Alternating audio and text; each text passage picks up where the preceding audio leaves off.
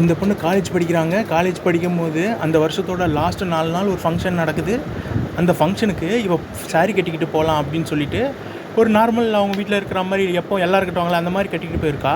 இவளோட செஸ்ட்டு பயங்கர பெருசாக இருக்கிறதுனால எல்லோரும் அவங்களே பார்த்துருக்காங்க. இவங்களுக்கு ஒரு மாதிரி அன்ஈஸியாக ஃபீல் பண்ணியிருக்காங்க. 2 நாளாக வரவும் இவங்களை பார்க்காத ஆளையில் எல்லாம் அப்படி பார்த்துருக்காங்க. அந்த ஃபங்க்ஷனுக்கு சீஃப் கெஸ்ட்டாக வந்த ஒரு ஃபேஷன் டிசைனர் என்ன பண்ணியிருக்காரு, உங்களுக்கு இந்த மாதிரிலாம் போடக்கூடாது, உங்களுக்கு ப்ராடாக இருக்குது செஸ்ட்டு, உங்களுக்கு நான் வேறு மாதிரி ஒரு ஐடியா கொடுக்குறேன், அதை ஃபாலோ பண்ணுங்கள், நல்லாயிருக்கும் அப்படின்னு சொல்லியிருக்காங்க.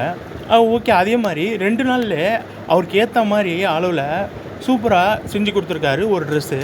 அது எப்படின்னா, செஸ்ட்டு ரொம்ப மேலே தூக்கக்கூடாது, உங்களுக்கு ப்ராடாக இருக்குது, ஓரளவுக்கு இறக்கி போடணும், நார்மலாக போடுற மாதிரி போடக்கூடாது, பனியன் கிளாத்தில் வேறு டிசைன்ஸ் பண்ணித்தரேன் அப்படின்னு சொல்லிட்டு ஒரு 4-5 செட்டப்பில் பண்ணி கொடுத்துருக்காரு. அது செம்மையாக இருந்திருக்கு. இவங்கள ஃபஸ்ட்டு ஒரு மாதிரியாக பார்த்தவங்களா இப்போ ஒரு மாதிரி அழகாக பார்க்க ஆரம்பிச்சிருக்காங்க. இதுவே இந்த பொண்ணு மாடலுக்கு வர்றதுக்கு ஒரு இதாக இருக்குது. இதை போட்டு ஃபோட்டோ எடுத்து அவரோட ஃபேஸ்புக்கில் போட்டதுனால கொஞ்சம் இந்த பொண்ணு பாப்புலரானோடனே இந்த பொண்ணு மாடலிங்கில் போகிறதுக்கு ஈஸியாகிடுச்சு. ஆனால் பாவம், இந்த பொண்ணு மாடலிங்கில் போயிட்டு 6 மாதத்தில் செம்ம பெரிய பிக்கப்பில் இருந்துச்சு. ஏன்னா யூடியூப் நல்லா வளர்ந்துக்கிட்டு இருந்த காலம். அதில் இவள் வீடியோலாம் பார்த்திங்கன்னா பயங்கர ஹிட்டு. போட்டால் அந்த சேனலில் இவளோட வீடியோ தான் பயங்கரமாக போவோம். இவள் குறைஞ்சது 7 மாடலில் ட்ரெஸ் போட்டு விட்டுருக்காங்க. அது 7மே இப்போ யூடியூப்பில் கிடையாது, என்கிட்ட மட்டும் இருக்குது. ஏன்னா ரொம்ப பிடிக்கும் இந்த பொண்ணை, அழகாக இருப்பா, ஷார்ட்டாக ப்ராடாக சூப்பராக இருக்கும் அந்த பொண்ணு பார்க்குறதுக்கு. 21 வயசில் இந்த அளவுக்கு வந்திருக்கானா. அந்த பொண்ணே ஒரு பேட்டியில் சொல்லிச்சு, எதனால் இந்த ஃபீல்டை விட்டு நீங்கள் போனீங்க 2 வருஷத்தில்.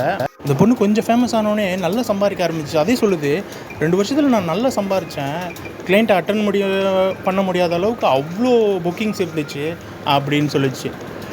புக்கிங்ஸ்னால் எப்படி அப்படின்னோன்னே நான் சொல்கிறேன் அப்படின்னுச்சு.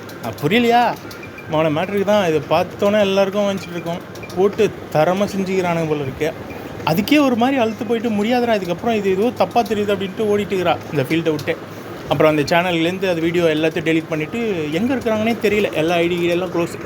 ஆனால் சரியான பீஸு, எவ்வளோ அழகாக இருக்காங்க பாருங்க. அப்போவே அதான் ஒரு கிளைண்ட் அட்டன் பண்ணாலும் எனக்கு நார்மலாக 17-18 வரும். அப்போவே 70,000 80,000 கொடுப்பாங்க 2 ஹவர்ஸ்க்கெலாம் அப்படின்னு. 2 மணி நேரம் இவ்வளோ போட்டு பெறட்டுறதுக்கு 80,000 கொடுத்து வச்சு அவளால் நடக்க முடியாது, அவ்வளோ பெருசாக இருக்குது.